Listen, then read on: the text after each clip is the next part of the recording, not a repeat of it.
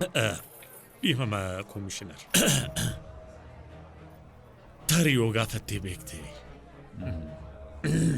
Akkamitti Iskadaar mattaafareen haati manaa kee nama daldalaa Opaalii tokko faana michuu taate jettee gaafattee beektaa? Isheen ijoollummaa ishee irraa kaastee Opaalii gara malee jaalatti. Kan si ajaa'ibu osoo Opaaliin nama ta'eeraa ta'e Iskadaaraadha mana akka ta'uu hin dandeessu ture.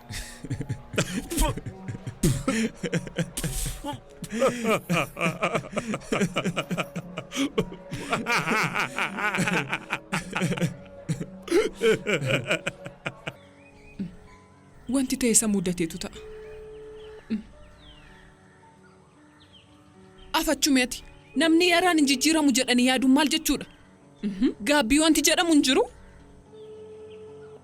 Wanti ta'e isa quunnameetu jedhanii yaaduunis hin jiru? Maamila amma bilbiltanii. Afachooti garuu akkamitti yaaduu dadhabde? Maaloo xiqqoo turaati bilbilaa. Mana dogoggorteeti. Dubartiin buna danfistu nu barbaachisti. Maal nuuf gooti?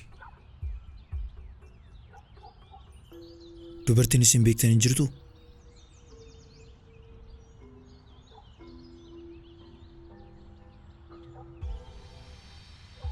Hello Arme.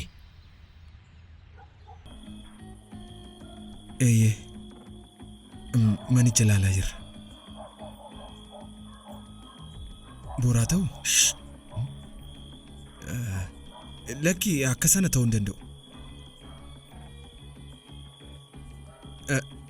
Guyyaa meeqa taafe? Guyyaa meeqa?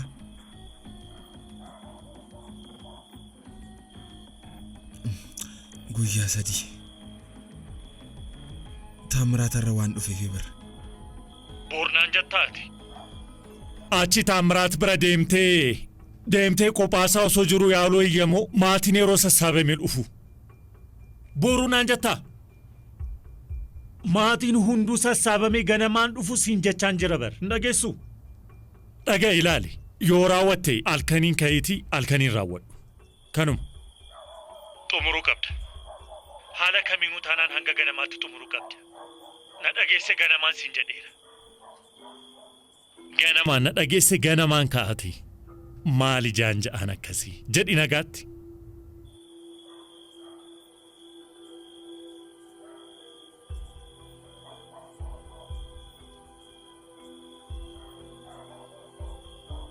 Hojii halkanii hin jaaladhu.